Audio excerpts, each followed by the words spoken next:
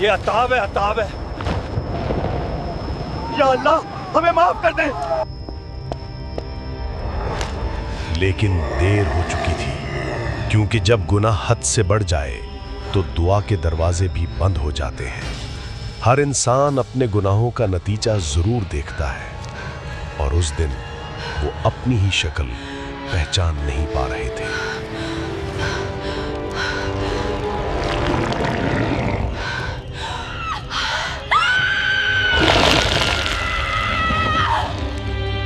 چلو دیوار کے اوپر سے دیکھتے ہیں، شاید یہ ہمارا وہم ہو۔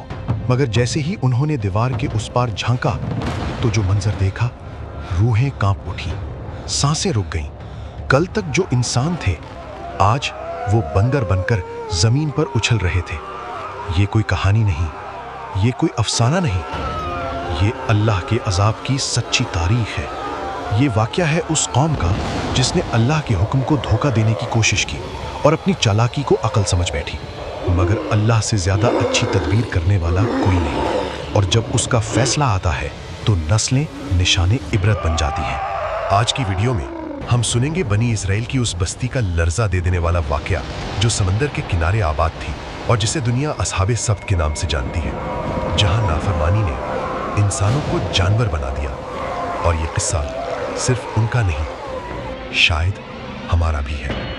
یہ واقعہ اس زمانے کا ہے جب حضرت داؤد علیہ السلام بنی اسرائیل پر حاکم تھے، تقریباً 1000 سال قبل مسیح، جب بنی اسرائیل سرزمین شام اور اس کے گرد و نواح کے علاقوں میں آباد تھے۔ یہ وہی قوم تھی جو کبھی حضرت موسیٰ علیہ السلام کے ساتھ دریا پار کر کے نکلی تھی، فرعون کے ظلم سے نجات پائی تھی، اللہ کی خاص نعمتوں والی قوم۔ ان کی ایک بستی تھی سمندر کے کنارے، نام تھا ایلا، اور تاریخ میں انہیں اصحاب سبت کہا جاتا ہے۔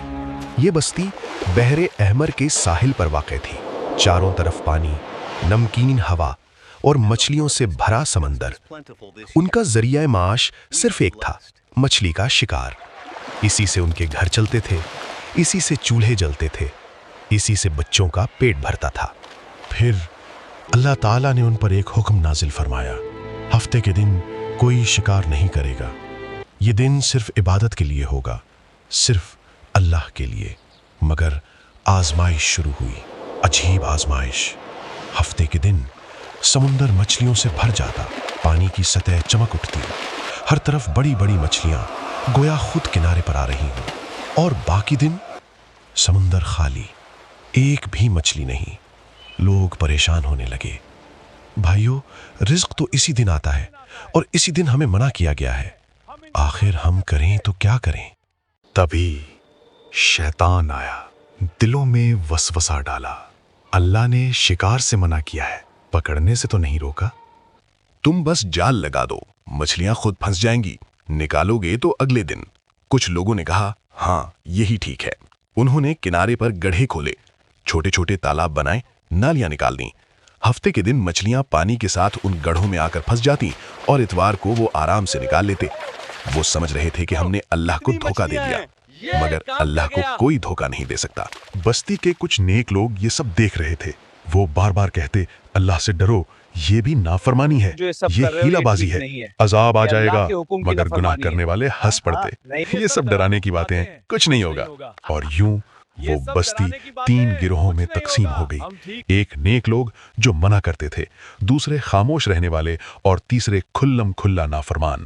دیکھو کتنی بڑی مچھلی ہے، نماز پڑھو۔ پھر نیک لوگوں نے فیصلہ کیا، اب ہمارا ان سے کوئی تعلق نہیں۔ انہوں نے بستی کے درمیان ایک دیوار کھڑی کر دی۔ اور پھر آیا وہ دن جس کے بعد تاریخ بدل گئی۔ پھر ایک رات آئی، عام راتوں جیسی، مگر حقیقت میں وہ ان کی زندگی کی آخری رات تھی۔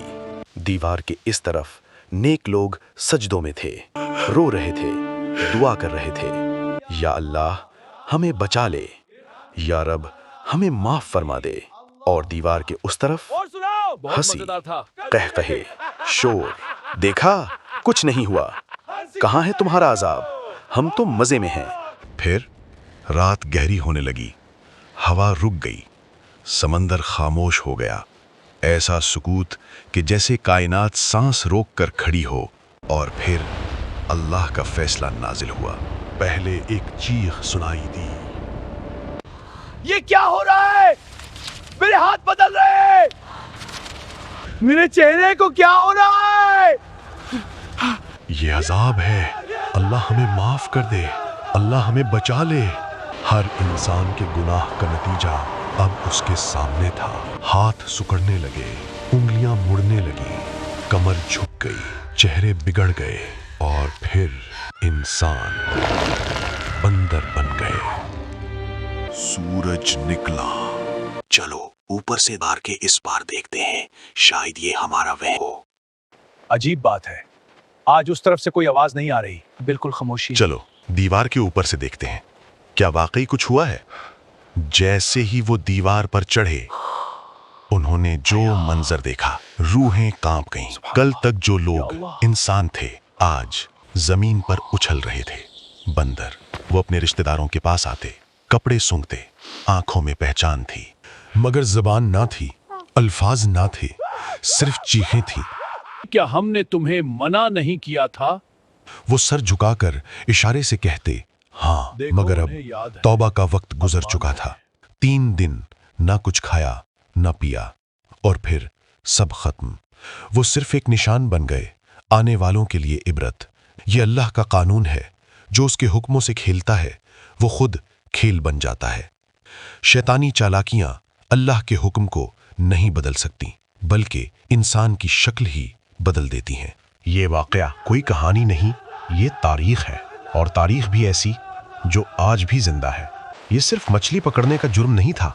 असल जुर्म क्या था? अल्लाह के कानून के साथ हीला साजी, चालाकी, धोखा। वो समझते थे हमने हुक्म नहीं तोड़ा, सिर्फ रास्ता बदला है, मगर अल्लाह को लफ्ज नहीं, नीयत नजर आती है। सोचो, अगर वो सीधा गुनाह करते तो शायद माफी मांग लेते, मगर उन्होंने गुनाह को अक्लमंदी का नाम दिया, और जब गुनाह जवाज बन जाए तो अजाब करीब हो जाता है। आज भी तो हम यही कर रहे हैं। सूद को कहते हैं प्रॉफिट, रिश्वत को कहते हैं तोहफा, झूठ को कहते हैं मार्केटिंग, और हराम को स्मार्ट बिजनेस। याद रखो, अल्लाह मोहलत देता है, छोड़ता नहीं। आओ आज इसी वक्त दिल से तौबा करें। या अल्लाह हमें अपनी नाफरमानी से बचा ले। या रब हमें चालाकियों के रास्ते से निकाल दे। या अल्लाह हमें सच्ची अतात नसीब फरमा, हमारे दिलों को नरम कर दे, हमें अपने हुक्मों का वफादार बना दे, और हमें कभी अपने अजाब का मुस्तहिक न बना। आमीन। अगर ये वाक़या आपके दिल को हिला गया है तो इस पैगाम को दूसरों तक पहुंचाएं, वीडियो को शेयर करें, ताकि कोई और भी इस अंजाम से पहले संभल जाए। अस्सलामु अलैकुम वरहमतुल्लाहि वबरकातुहू।